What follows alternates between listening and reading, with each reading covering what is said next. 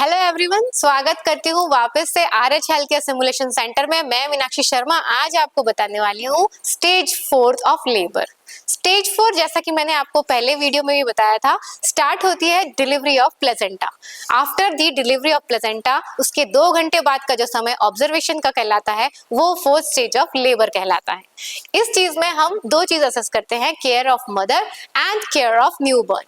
इन दोनों की देखभाल करना ही हमारा ऑब्जर्वेशन का काम 4th स्टेज ऑफ लेबर कहलाता है।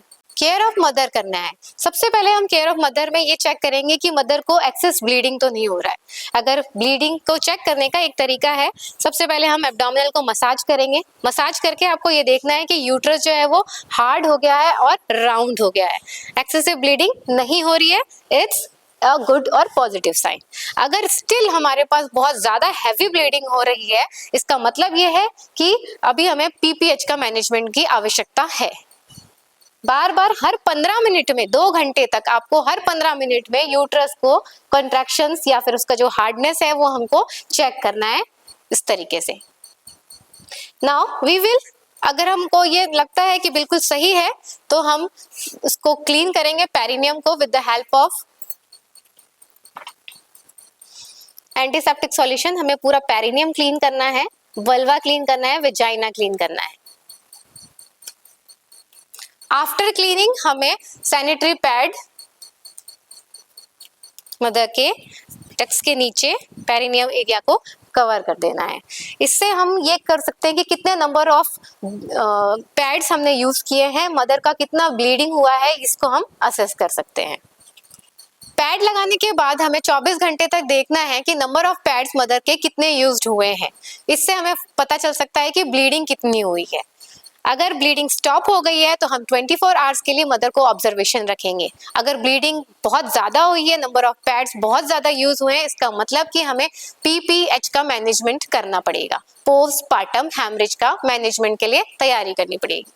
अगर मदर नॉर्मल है, कंडीशन सही हो चुकी है, ब्लीडिंग इतनी ज्यादा नहीं है, तो हम मदर की जनरल कंडीशन को असेस करेंगे।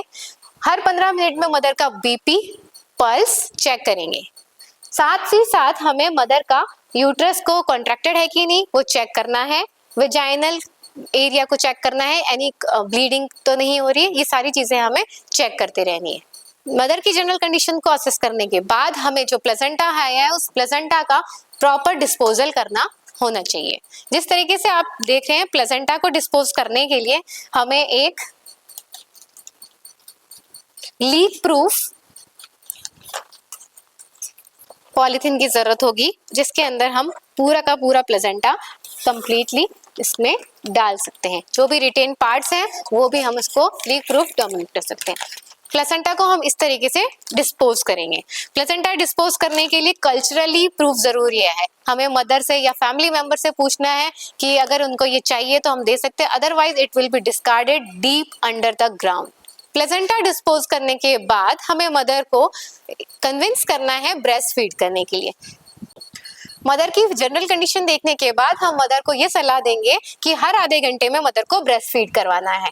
ब्रेस्ट फीड में सबसे पहले हम जो कोलेस्ट्रॉल पीले रंग का जो पदार्थ निकलता है वो बच्चे को पिलाना बहुत जरूरी है। साथ ही मैं ये आपको बताना चाहूंगी कि हर तरीके से आप आराम कीजिए, अच्छा खाना खाइए, गर्म लिक्विड पी सकते हैं और खाने में जो चीज आपको खाना पसंद है वो खा सकते हैं। साथ ही साथ आपको डेली पेरिनियल केयर करनी है, साफ नीचे की पूरी साफ सफाई करनी है, रोज नहाना है और जब भी आप बच्चे को अपने हाथ में उठाए हमेशा हैंड वॉश करना है। साथ ही मैं आपको ये बताना चाहूंगी कि अगर किसी भी तरीके से यूरिन पास करने में आपको अगर कोई दिक्कत है तो आप हमें जरूर बताएं।